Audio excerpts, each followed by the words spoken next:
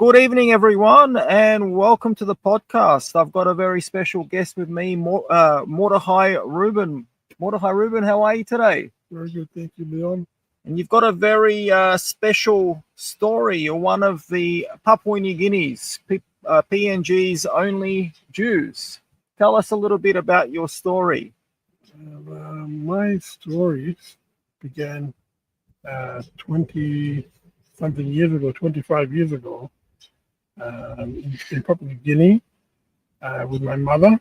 We're two of five Jews from Papua New Guinea. Sorry, two of seven Jews from Papua New Guinea.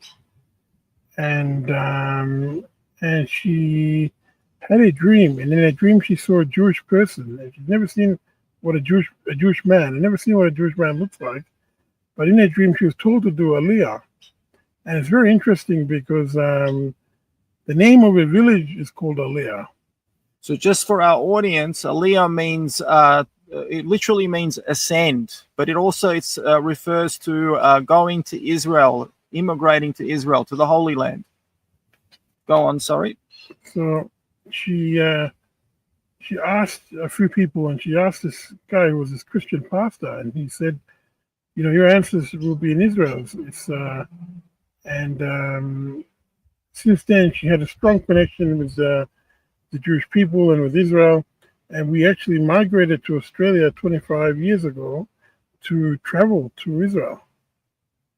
Wow. So were you born? If you don't mind me asking, were you born Jewish? No, I wasn't born Jewish. Converted a year and a half ago. Wow. And so this all links back to a dream that your mother had. Yes. Wow. And you didn't lead a very ordinary life in PNG. Your father, you grew up in a very special household. Tell us a little bit about your father. Well, my father was one of the early prime ministers of Papua New Guinea. Wow. And the third prime minister of Papua New Guinea. And living with him was a very privileged lifestyle. And growing up as the first son, we met, and all sorts of politicians in PNG, and we had stories of Dad and his trips around the world to the United Nations and to Australia. He met several Australian PMs and Australian leaders. We've got pictures at home of him meeting all the different world leaders. And it was in those days, PNG and Australia, PNG had only just gained independence from Australia 10 years prior to when my father became prime minister. Wow. And we had a lot of cultural connections still with Australia. So a lot of business people as well in Australia, my father knew, politicians, that sort of thing. Now the place has the country has its own identity throughout the years with trade with different Asian economies. It's a very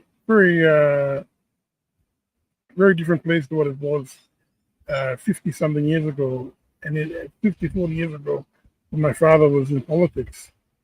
And consequently, the lifestyle that I lived, it was more leaning toward Western principles and guidelines and that sort of thing. So I grew up knowing the best of both worlds, best of the PNG side of things, and also living in Australia, the Australian side of things. Because my father was a self-made multimillionaire, one of the first in the country, and I had a very, very privileged lifestyle growing up. Wow. Were you our only son? Only child? Only child from my mother's side of the mother, and my father had 6 other sons from 2 other relationships. Okay. And so your father, did he just serve one term? How long was he prime minister for? He was prime minister from 1984 to 1988, and from 1992 to 1994. So he served 2 terms. He tried to get a 3rd term in, but it was unsuccessful. He resigned, and then he was trying to get re-elected to avoid a vote of no confidence and serve a 3rd term, but it was unsuccessful. And is he running again? Is he, or has he got any future plans to run? I would think so. Mm-hmm. I would think so. Yeah. Sure. And so PNG, Papua New Guinea, was once part of Australia. Was it ruled as was it governed as a state or a territory? How was it governed? It was governed as a territory. Okay. Would you say that would Papua New Guinea is it better off being an independent country, or do you think it would have been better off being under Australian administration? I would think it's a hard question. I couldn't put myself in the same shoes as those people previously and their experiences. And the world 50 years ago, during the end of colonialism in several parts of the world and the civil rights movement, it was very different 50 years ago. So at that time, I think it was a better decision they made. Fast forward 50 years, it's a much different place. It's really, it doesn't really make too much of a difference. But I think at that time, they had to either get the independence or they wouldn't get any independence. It was along that whole wave of other black countries and indigenous countries around the world getting independence and civil rights movement that they had to ride that wave. And tell me a little bit about the economy of the country. I understand that the country is rich in resources.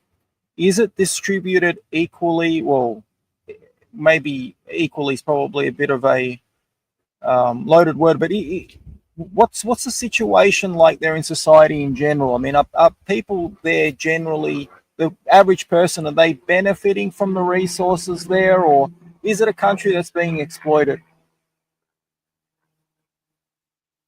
by foreign powers? The problem that arises is that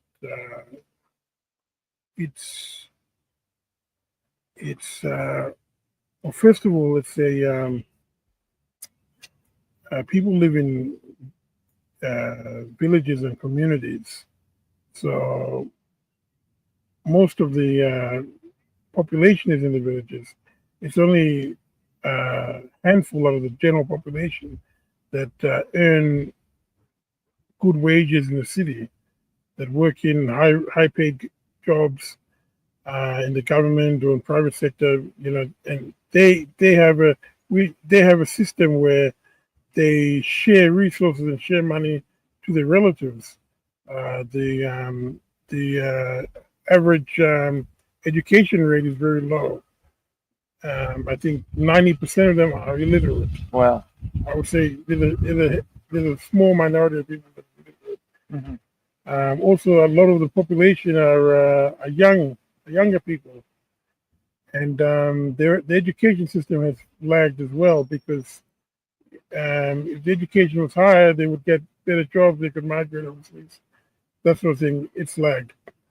But in particular, the question you asked, where the resources get distributed, in that sense, based on what they earn, it gets distributed. The problem is that there's two problems. There's both multinationals and large corporations are paying their fair share, and there's also the problem of the elites themselves that aren't paying any taxes in the country and not contributing much. They might So when you say elites, you're talking about the Papua New Guinea elites, the Papua New Guinea, indigenous, the people that live in Papua New the Guinea. We're people, not talking about foreigners. yeah, Right. indigenous that aren't sharing the wealth as much as what they should around, hmm and creating that wealth distribution. Um, I would think there's two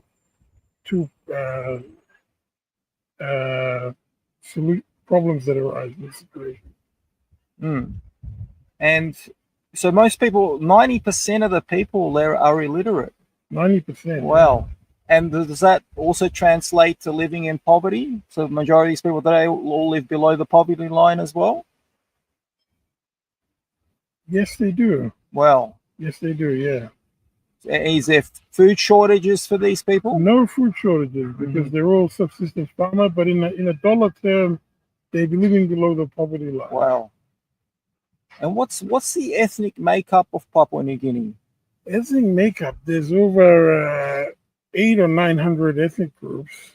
800 or 900 ethnic groups. That's based on the dialects. 800 or 900 wow. ethnic groups. Yeah. And there's officially 10 million people. But 10 million. I heard unofficially this number could be 19 million. That's close to Australia's population. Close to Australia's population. And how big is the area? How big is the area? About the size of Great Britain. Wow, it's that big. So you've got an area the size of the United Kingdom with a population that's potentially close to Australia's population. Wow. And it's rich in resources as well. Rich in resources. Wow. And was it always leading up to its independence from Australia? Obviously, it was part of Britain. Was it always a British colony, or were there any other Europeans that ruled over that part of the Pacific? It was the Germans and the British. The Germans also ruled. Ruled. Actually, the part where my father's from was run by the Germans. Really? Did the indigenous population there, did they speak German? I'm not sure. I forget. The local dialect, Pidgin English, is a mixture of broken English and bits of German. Really? Yes, it is. That's fascinating. I think so. Really interesting. Wow. And so you grew up there, you've lived in Australia for a number of years as well, and now you're going to Israel. Israel. Wow. So tell us a little bit about that. Have you been to Israel before? I've never been to Israel. Are you? I mean, you must have. Everyone's heard of the situation there. Aren't you nervous? Aren't you scared about this? What's going on over there? Not really. I heard my mother came back from Israel, and I heard good reports in terms of security. There's a few isolated terror attacks. As such, we witnessed. I think 2 years ago, we had a terror attack there. But and we've had a few missiles that didn't get picked up. But in general, I would think compared to most parts of the Middle East, it's pretty safe. Yeah, I mean, the media likes to make out that there's. I guess they have a tendency to exaggerate a lot of things. I mean, obviously there is a problem there, but the media likes to blow it up. Sometimes they like to make a mountain out of a molehill. But just going back to Papua New Guinea, I mean, there's a lot of controversy around what happened to the indigenous population of Australia here with the First Nations people. Would you say that the indigenous population of Papua New Guinea, and again, that you mentioned there's 800 different ethnic groups, which is phenomenal, were they exploited like the Australian Aboriginals? What is like the Australian Aboriginals?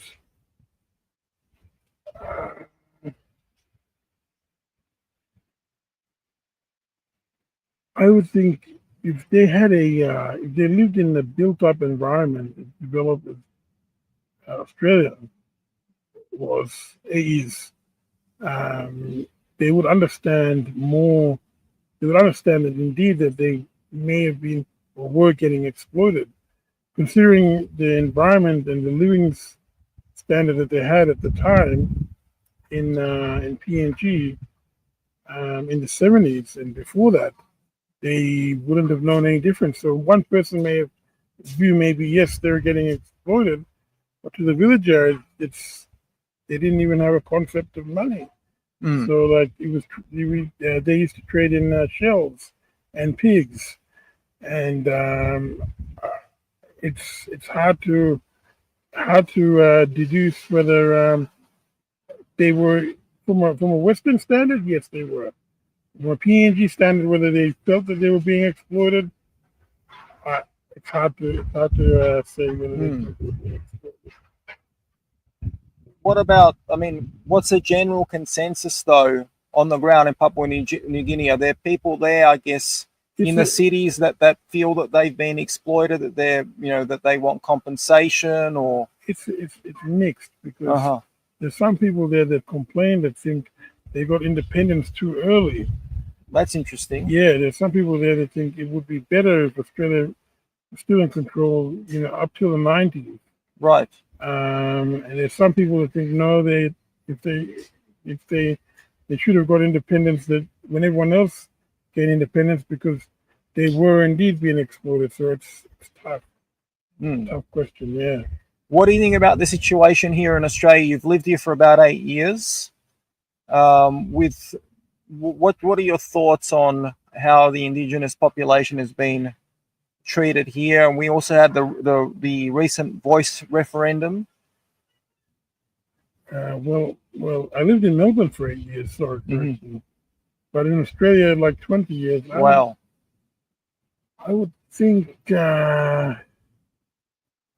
it's getting better, not by much. I don't know for sure, but probably if the wages and if the standard of living, standard of living is already high, but if the wages increase, and if the but that can only happen if the education increases. If the Indigenous, they value education. If in their society, education is a big thing, and they learn, and they're that sort of thing.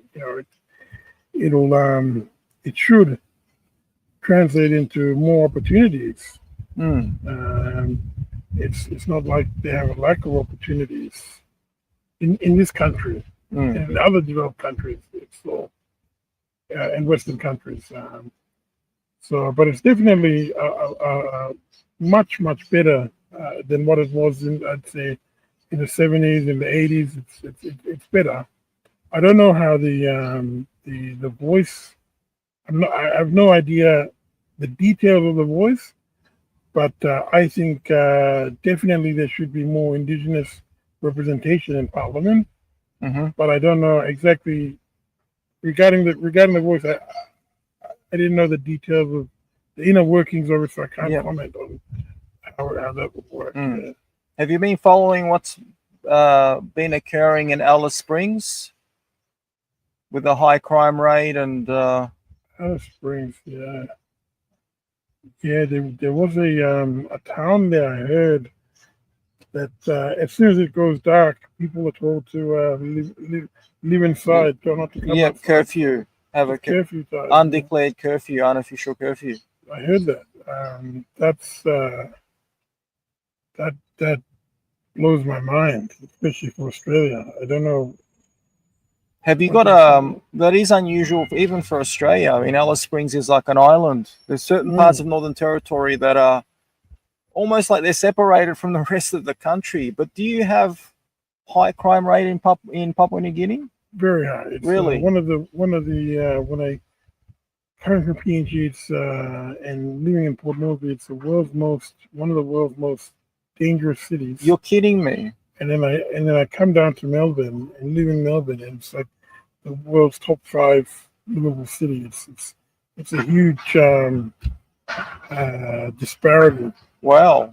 Why is that? Why is it one of the world's most dangerous cities, Port Moresby? That's another hard question. Sorry. Unemployment. people, as I said before, there's a lot of customary land, and it's people from the villages that move to Port Moresby expecting opportunities, and because they don't have the opportunities that they should have, and because they don't have any land there, just don't have any customary land. It's not their land, according to PNG custom and PNG tradition. So they go around causing problems, living as squatters in settlements, and causing all the crime. It's not the people that are in Port Moresby itself that are from native to Port Moresby. Mm-hmm. The villages there. It's all the villages coming in from the other parts of the country that are and they're displaced. And they're displaced. Wow, that's a recipe for disaster. Do you have gun laws in Papua New Guinea? It's illegal to carry a gun. Right.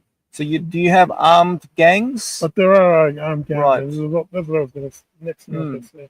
There's a lot of tribal violence and armed gangs. So intertribal violence. Violence. And that spills out into like armed conflicts. Can happen. Wow. Have you ever had a civil war or been close to having a civil war? We had a civil war or a civil crisis. The army turned against the government, held the government hostage because they hired a mercenary group. The government hired a mercenary group? Well, part of the country tried to break away, a place called Bougainville. Oh, yes. And then there was a mercenary group that was hired to, take care of the problem. Mm-hmm. And the army stepped in because they said this mercenary group is going to cause genocide. So they actually held the government ransom. Wow. Held the government at gunpoint. And wow. Yeah, it was a scary thing. I vaguely remember that. Is Bougainville still part of PNG? It still is. Mm-hmm. They're waiting for independence, but it still is. And you told me offline when we were speaking a couple of days ago, you mentioned, so there's 800 different ethnic groups. You've got Polynesians living in there are. PNG, and I didn't know that. That's fascinating. So you got Polynesian Samoans. Well, they're not Samoans, but they're if you trace their ancestry, they're Samoans of Polynesian descent. Mm-hmm. But because they live in PNG, they migrated very early years when they migrated to the different islands and came to PNG. They just ended up becoming Papua New Guinean, and settling there. So we've got Polynesians, Melanesians, and the U.S. side of things towards America, they're called Micronesians. Right. Interesting. Have you got Asians living there and Indians as well? We've got a few Bangladeshi and Filipinos and Indians. Do the ethnic groups mix? Do they intermarry? Do they just stick to their own group? There are some that don't, that stick to their own group and have arranged marriages. But now I think the ethnic groups are getting more mixed. Mm-hmm. And how do people, just going back to you, how did your family react to you converting, becoming Jewish? Well, they always knew my mother was pro-Israel, so they weren't surprised. Being an only child, my mother's side, they weren't surprised. And because PNG is a majority, 100% majority Christian country, and they love Jews. It's one of the few countries that voted at the United Nations, one of 5 countries that wanted Jerusalem to be the capital, voted for Jerusalem to be the capital. So they didn't take it any other way except for it was a positive sign for them. And Papua New Guinea, so it's always been a Christian country, essentially.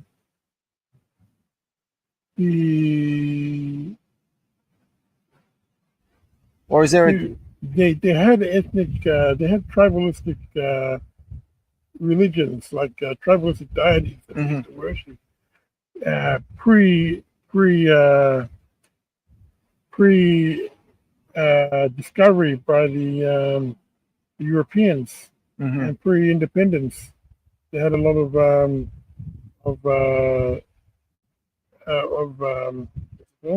tribal deities that they worshipped. But as the country got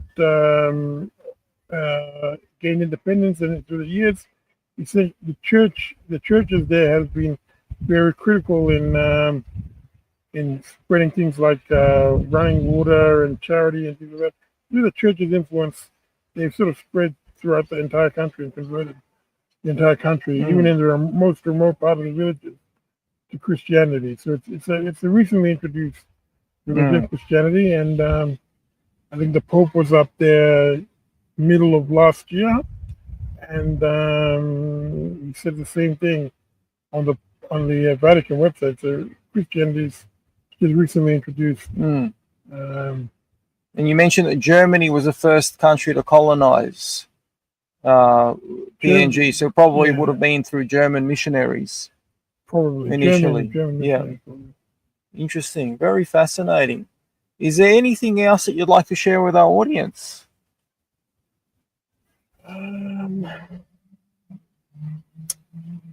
Is there anything else? Any words of wisdom or inspiration? I would have to say no, I can't think of it. But it's been, I think being Jewish was the best decision that I've ever made. Second to coming down to Australia. It's not every day that I get to meet a Jew from Papua New Guinea. So it's really lovely to have you on. Hope to have you back on soon. Maybe we can interview you live from Israel when you make Aliyah. Thank you. Thank you for watching, everyone, and have a good evening.